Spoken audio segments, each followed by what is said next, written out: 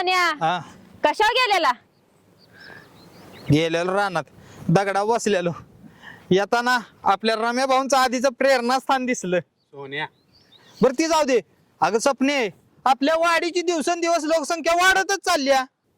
सोन्या अरे तुला चाबरं बोलण्याशिवाय दुसरं काही येतच नाही का? अगं ए बाया, तशी लोकसंख्या नाही वाढत आपल्या वाडीची. मग आपल्या वाडीतली कमी आहे आणि बाहेरचीच पाहुणी वाडीत लय झाली ती.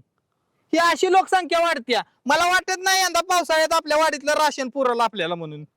अहो सपना, मी काय ऐकते राहते हवय हा? रानातलं घरचं जी पडत काम ती करते की.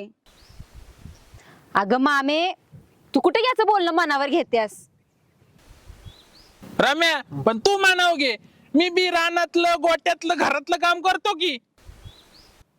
घरातलं कोंबड्या डालतो की. हा डालतो आमचा ह्यो कोंबड्या डालतो. ए, अरे सोन्या, मागच्या आठवड्यात ह्यानं रोनाव बसलेली कोंबडी डालली. होय मग त्या कोंबडीनं पिलीच दिली नाही.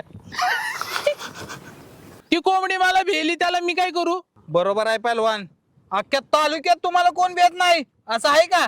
मग आणि सोन्या, मामा मुंबईत असतोय. मामीला आजीकडे करमत नाही होय वय, म्हणून ती आमच्याकडे राहत्या.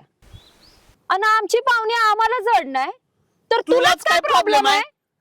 आमच्या घरी कोण पाहुणी येत नाही ना.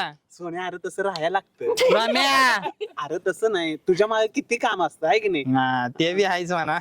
अहो सपना, आणि हा रमेश स्टुडिओ नुसतं काय गावभर हिंडतच असतोय वय. ह्याला काय काम धंदा हाय का नाही? सोन्या हेला का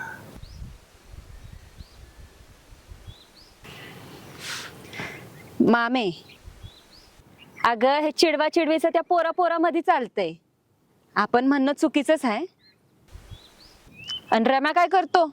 चल तुला दाखवते.